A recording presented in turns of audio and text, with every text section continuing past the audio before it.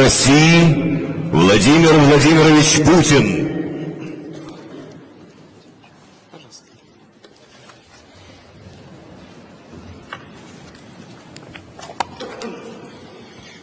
Добрый день, уважаемые коллеги.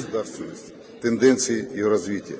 Результатом проведенного в режиме диалога с законодательной, исполнительной и судебной властью, федеральными и региональными органами, структурами местного самоуправления стала президентская программа совершенствования и оптимизации российской власти.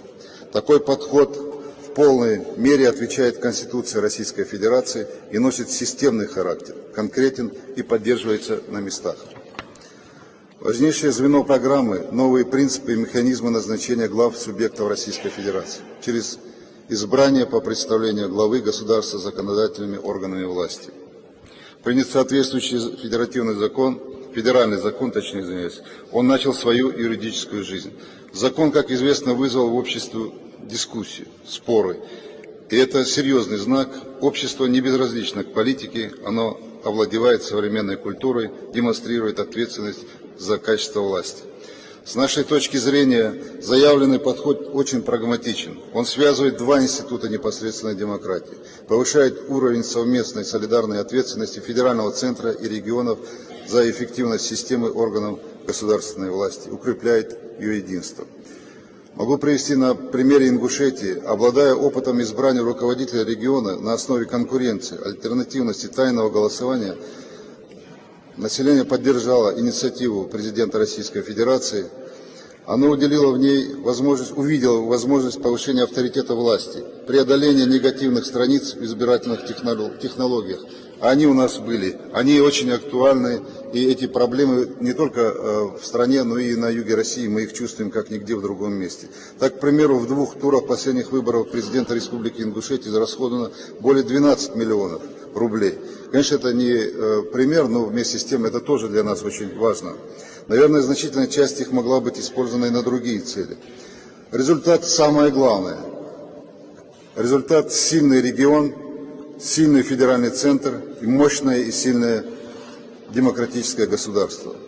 Мы совсем с вами недавно были свидетелями того, как в отдельных регионах, краях, областях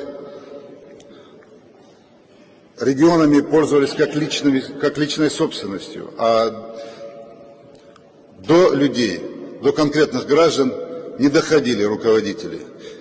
Главное сегодня эффективная реализация закона. Это и прикладная идеологическая задача. От ее решения зависит эффективность современной власти и ее уважение людьми. Центр вопроса – подбор кадров, их соответствие высоким критериям права и нравственности, компетентности и ответственности. Вся процедура должна быть гласной, публичной.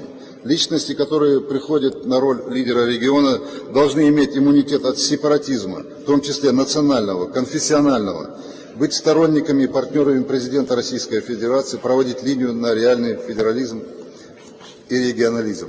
Их союзниками должны становиться как федеральные органы, представительства и работа которых на местах они теперь по законодательству обязаны координировать, так и местные органы власти. Особая роль отводится Общественной палате, которая призвана выполнять связь общества и власти, стать источником социальной информации и социального контроля. Убежден, что подобная структура должна быть создана и в каждом субъекте Российской Федерации.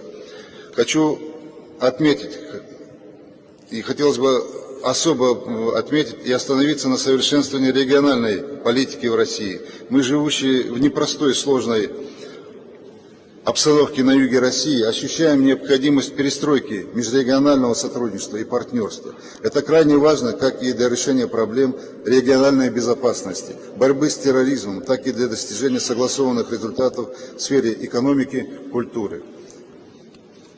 Потенциал субъектов Российской Федерации должен раскрываться в рамках международной кооперации с административными единицами стран СНГ, Евросоюза, Совета Европы и так далее. Большая роль в этой связи принадлежит представителям президента в федеральных округах, структурам Министерства иностранных дел Российской Федерации, Совета Федерации и Государственной Думы.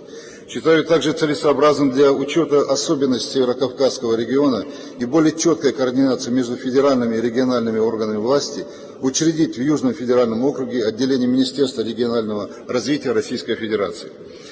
Кроме того, желательно ввести в практику привлечения национальных кадров к работе в центральных федеральных органов государственной власти. И наоборот, системный характер должно получить привлечение своего рода стажировка работников центрального звена исполнительной власти к деятельности местных органов.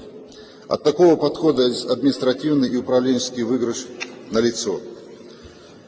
И последнее. Осознав значение оптимизации власти, усиление и укрепление авторитета в обществе, усиление ее единства и интегрированности, важно двигаться вперед.